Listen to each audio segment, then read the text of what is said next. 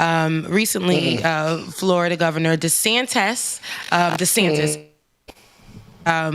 went to a press conference and looked at children, got upset that they had masks on, and he threw a mini tantrum, demanding that they take it off because it's basically COVID theater. Let's take a look. You do not have to wear those masks. I mean, please take them off. Honestly, it's not doing anything, and we got to stop with this COVID theater. So if you want to wear it, fine, but this is ridiculous. All right. Well, it's good to be at USF. I'm responsible for him, and I told him to wear that mask. And Governor DeSantis, and he's looking at this adult authority and is telling him, oh, you didn't have to wear the mask. What was your reaction when you heard the governor tell you and your classmates, remove your masks? A bit of surprise and shock, more of, okay, this authority figure is asking me to do something that I know is probably going to end up being controversial, so I took mine off. Did you feel pressure by the governor to do that?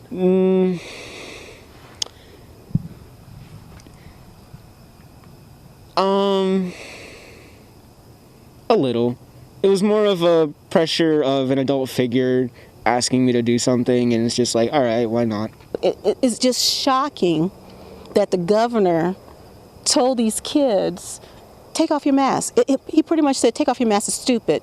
And take off your mask, your parents don't matter. Even though I'm telling you, parents matter. And he's telling my minor child to take off his mask. He's putting us at risk. So, I was upset, very upset. That so man. Watching go ahead. No, that's it. That's off of me. That man. That man. I live for that. But him looking at those children, before we get to the child that was, telling his testimony, child. He literally walks up there, looks at those children, gets upset, demands that they take it off, saying this is COVID theater. We're what kind of message are we putting out there? We need to stop this. Basically saying that we're telling lies. He's not the only leader that I've seen on what this is, on this side of the fence. Because there's been others, I feel like, on the other side of the fence that have been moving in that way as if COVID is not real, or COVID, the pandemic, we're done with it.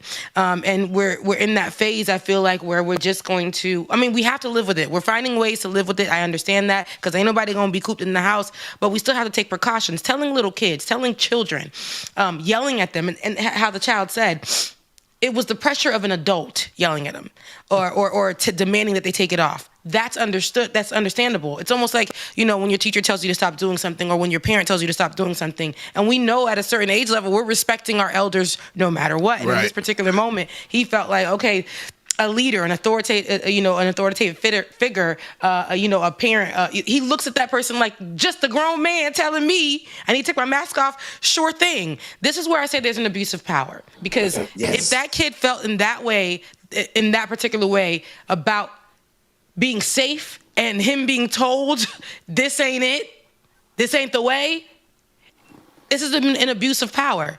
So yeah. That's my take. Absolutely, Rebecca. You're right. And I feel that goes back to what we said yesterday, talking about the State of the Union address, when Boebert, got up there and decided that she wanted to heckle Biden while he was speaking. It goes the same thing. I think he was doing one of those things where he was being respectable towards the governor. But child, had it been me, I'm sorry, my disrespect would have came out that day, because that mask would have stayed on. I would have looked this little crazy stuff in the face and just been like, it's staying on. I'm good. You look like you got COVID, so I'm okay. And it's like, and I hate that he put those children in that predicament. I feel like what they feel like they should be safe in, as long as we were teaching them that putting on their mask makes them safe. We have a Florida leader, a national leader, somebody who represents Florida, and who is teaching them or telling them otherwise. What are they to believe? So it really sucks. It does. Ben? Yeah. Everything that comes after this should be attributed to me and me only. But that's some pedophilic shit, Governor DeSantis. I will build my case and convince you all why. But first, there's 2,000 people dying a day of COVID-19. The CDC is starting to change how they give us information so we don't worry about it anymore. But the fact is, are dying. And this man in an authority position, and precisely right, Rebecca, used his authority as an adult. And I'm so glad that young man labored his point enough to parse it. It wasn't just the power of the governor. It was the power of an authority figure, of an adult. And all of those kids were forced through coercion to do something that is detrimental and potentially traumatic to their lives. Governor DeSantis, that sounds like a pedophile to me. You opie, dope. Okay, I'm going to flame down here, Rebecca. Okay. But I have a real problem with this because he's getting our children hurt. Yeah. He is the worst type of adult, the one who doesn't care about harming children. Yeah. That sounds like a pedophile to me, Ron DeSantis. Closed caption. No more. I'm done, Rebecca. Okay.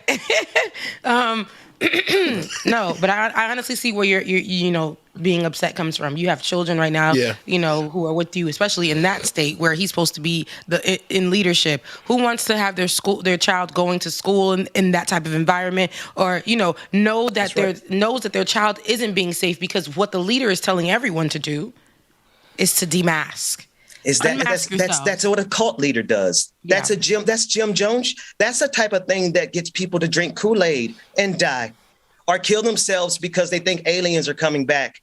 Or, that is the cult of the Republican Party. They want you to die, and Ron DeSantis is their new savior.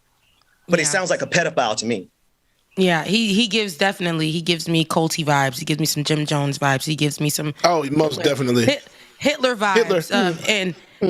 But we'll watch as that unfolds. I think that honestly, I seen a post that I actually put up 2 years ago during the beginning of the pandemic, and I talked about how watch as because they were all at this same time about 2 years ago. They were all going crazy about the mask mandate. They were all going crazy. They wanted everything to be open. They were saying the pandemic isn't that much of a big deal. And then the numbers started rising, and they still were fighting to be outside. Remember, they wanted the roots of their hairs dyed. They was looking crazy. All the blondes, the truth was coming out. They wasn't blondes no more. And they were really upset about that, and they wanted the pandemic to be over for them to go get their hair done.